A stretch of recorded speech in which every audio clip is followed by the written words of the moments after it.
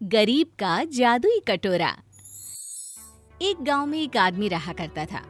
उसका नाम था हीरा। हीरा बहुत ज्यादा गरीब था। उसके पास एक टाइम का खाना खाने के लिए भी पैसे नहीं हुआ करते थे। किसी तरह भीख मांगकर हीरा अपना पेट भरता था, लेकिन हीरा दिल का बहुत अच्छा था। एक दिन हीरा को किसी ने अच्छा सा खाना खाने को दिया। हीरा बैठकर खाना खा ही रहा था, तभी उसके पास एक छोटी बच्ची आई। मुझे बहुत जोरों की भूख लग रही है। आप मुझे खाने के लिए कुछ दे सकते हैं क्या? हाँ हाँ, क्यों नहीं बेटा। ये लो, एक काम करो, ये खाना तुम रख लो। भगवान आपका भला करे अंकल। 2 दिन से भूखी थी, खाने को एक दाना नहीं मिला। कोई बात नहीं बेटा, तुम ये खाना अच्छे से पेट भर कर खाओ। हाँ, ये कहकर हीरा ने अपने हिस्से का खाना उस छोटी बच्ची को दे दिया और खुद भूखा ही रह गया। अगले दिन हीरा गांव के पास के जंगल के रास्ते से गुजर रहा था, तभी उसका ध्यान रास्ते में बने गड्ढे पर पड़ गया। अरे ये क्या है? लगता है यहाँ पर कोई बर्तन पड़ा हुआ है। हीरा ने ध्यान से देखा, वहां एक छोटे से गड्ढे में एक चांदी का कटोरा रखा हुआ था। हीरा ने उस कटोरे को जैसे ही बाहर निकाला, उसमें से एक जिन बाहर निकल आया। आज से आप मेरे मालिक हैं। आप जो कहेंगे वो हर चीज मैं आपके सामने लाकर रख दूंगा। अरे ये तो कोई जादुई कटोरा है। तुम जिन हो क्या?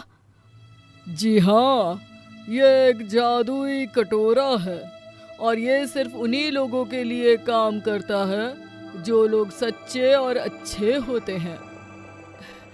देखो, मुझे ना तुमसे कुछ नहीं चाहिए, बस रूखा सूखा खाना मिल जाए तो मेरा पेट भर जाएगा। जो हुक्म मेरे आका। और वो पूरा कटोरा कुछ ही देर में स्वादिष्ट पकवानों से भर गया। हीरा उस कटोरे को पाकर बहुत खुश था। अब वो दूसरे लोगों की मदद करना चाहता था। अगले दिन हीरा को फिर से वो बच्ची मिली। उसके पैरों में चप्पल नहीं थी और उसके कपड़े भी बहुत ज्यादा फटे हुए थे। ए मेरे जिन, जल्दी से उस छोटी बच्ची के लिए चप्पल और सुंदर से कपड़े लाकर दे। जो हुक्म मेरे आका, मैं अभी बच्ची के लिए कपड़े लेकर आता हूँ। थोड़ी ही देर में उस बच्ची के लिए खूबसूरत कपड़े और चप्पल आ गई। हीरा ने उसे दे दिए। वो बच्ची उन कपड़ों को देखकर बहुत खुश हुई। हीरा जैसे ही थोड़ा आगे चलकर गया तो उसने देखा कि एक बूढ़ा आदमी सड़क पर लेटा हुआ था और उसे काफी चोट भी लगी हुई थी। अरे आप यहाँ इस तरह क्यों लेटे हैं? क्या हुआ है आपको? क्या बताऊं बेटा, अभी एक बड़ी कार वाला आदमी मुझे अपनी कार से चोट पहुंचाकर भाग गया है। आपको तो बहुत ज्यादा चोट लगी है। चलिए, मैं आपको अस्पताल ले चलता हूँ। नहीं बेटा, मेरे पास अस्पताल में देने के लिए पैसे नहीं है।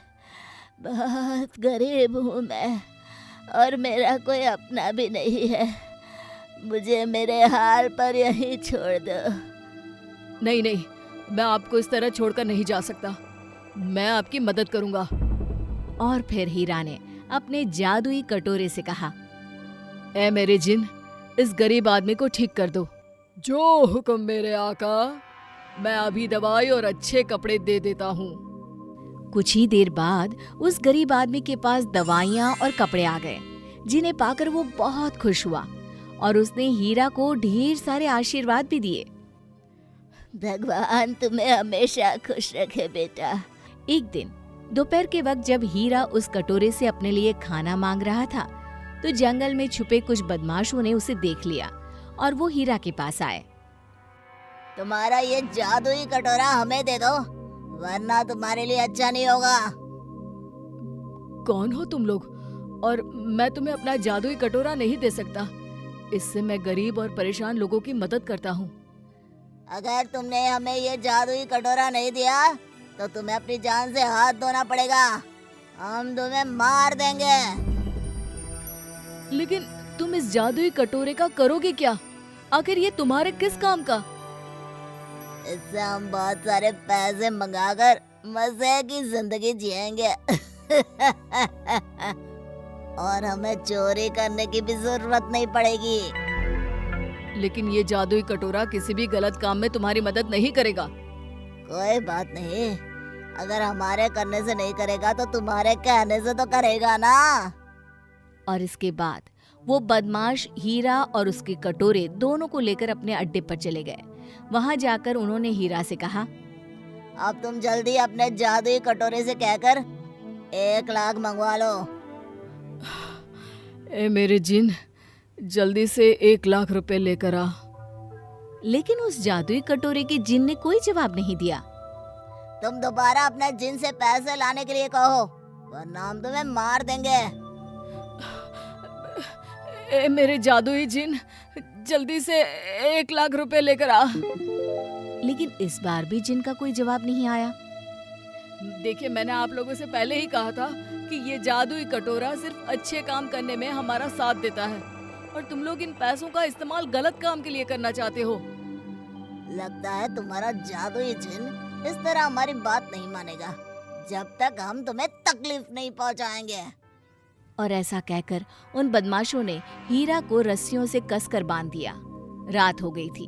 वो बदमाश सोने के लिए चले गए।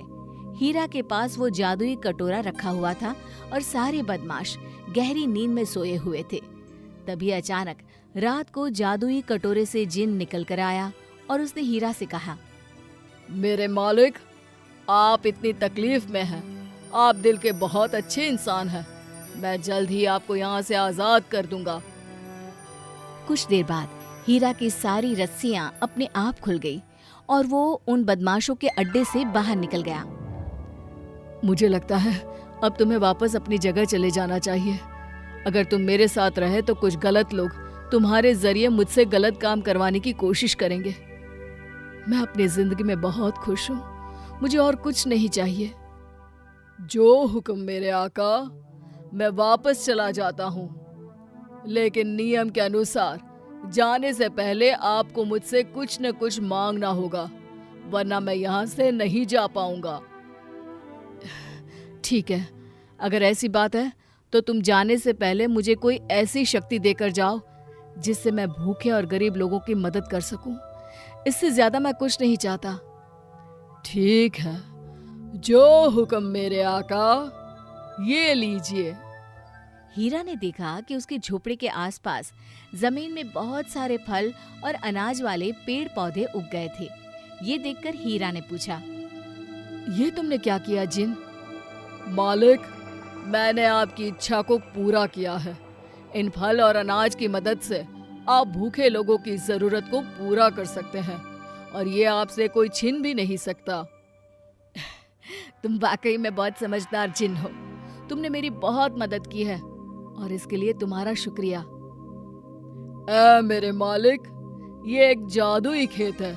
इसमें लगने वाले फल और अनाज कभी खत्म नहीं होंगे और आप जितना चाहें उतना लोगों को यहाँ से खाना खिला सकते हैं।